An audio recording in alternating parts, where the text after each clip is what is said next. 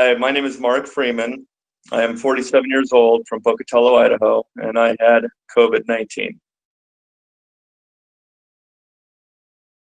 Somewhat social. I don't see a lot of people. I don't go out a lot. Um, and so, but yeah, for the most part, I work. I've got kids and go do stuff with them. Soccer, losing soccer for the spring was pretty rough. No, not exactly. I mean, honestly, I could have picked it up at a grocery store. The person in front of me might have had it. I could have picked it up from them. Um, but of my family and my friends and the people that I kind of was with, I'm the only one who tested positive and the only one that showed symptoms. So I didn't even spread it to any of them.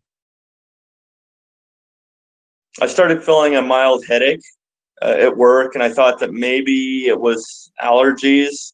The day before, I had leveled my backyard, and so kicked up a lot of grass, a lot of dust and stuff, and it kind of felt like a mild allergy headache. So I took some allergy medicine in the morning, and throughout the day, it just kept getting a little bit worse, and I started feeling like a cold. I talked to a couple of friends of mine, and they told me, hey, COVID, it's all respiratory, it's all chest stuff, and all of my stuff was up in the sinuses. Started developing a headache. And then by the end of the day, pretty late, my muscles hurt, my joints hurt. And I woke up on Tuesday feeling pretty miserable, feeling like a full-blown cold, but it wasn't a cold. I had nothing draining. I wasn't able to cough up anything. So I decided that day at work that right after work I'd go get tested to see. My sister is a nurse in Nampa, and she knew the nurse that passed away. And so I wasn't going to mess with this. If I had it, I needed to have some advice on what to do. So that Tuesday night, I went into an urgent care and got tested for it. A lot of people like to compare it to a flu or a cold, and it kind of is, but it's missing something. And so it's just unique. And so my gut just told me, because I don't get colds in the summer. And I haven't really been out, and I haven't been with people. My gut told me that I had picked the stupid thing up. And I was hoping that it was just a cold, because, we aren't socializing. So we're not, our body's not being bombarded with cold viruses. And so maybe I did pick something up somewhere. But that just wasn't the case. And like I said, it just feels different than a cold or the flu. I would have taken a cold or a flu over this. The worst flu I've had, I would have gladly exchanged it. Well, yeah, I had muscle pain, joints. The big thing is I lost my smell, completely lost it. Couldn't smell Lysol. It lasted about a week. So it kind of peaked that Wednesday.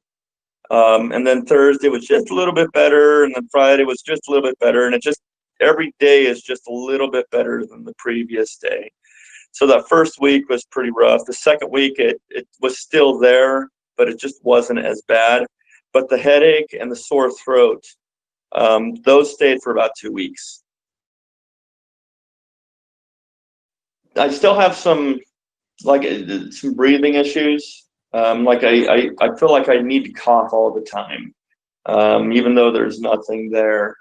And then I'm still tired, like my muscles are fatigued.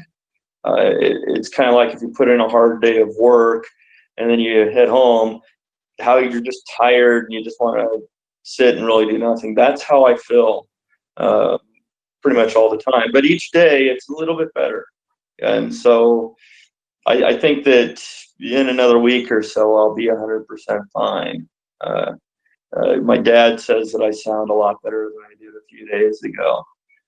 But I still have, the rough voice. I don't have a sore throat. That disappeared, but that took about 2 weeks for the sore throat to go away. But I think all in all, probably 2 weeks, 14 days is how long it took me from the time I noticed it first hitting to when it actually was, when I was about 90%. It was about 2 weeks. You know, they'll say that until they have it. And then that's all there is to it. I think that you're going to have no unbelievers, regardless of what it is. And I don't know why. You know, every year the flu comes around, and people do things to not catch the flu because they know it's miserable. So I don't know why people would be like, oh yeah, I'll catch this. Until you have it, you don't really know how bad it really is. And you might be one of these people that it really has no effect on, but you also might be one of the people that it has long-term effects on, or it might just take you down altogether. And God forbid, you might catch it and give it to somebody else, you know, a loved one, and it takes them down. And then you get to ride that for the rest of your life, knowing that you're the cause of their passing. And so just like any other thing, do what you can to not catch it.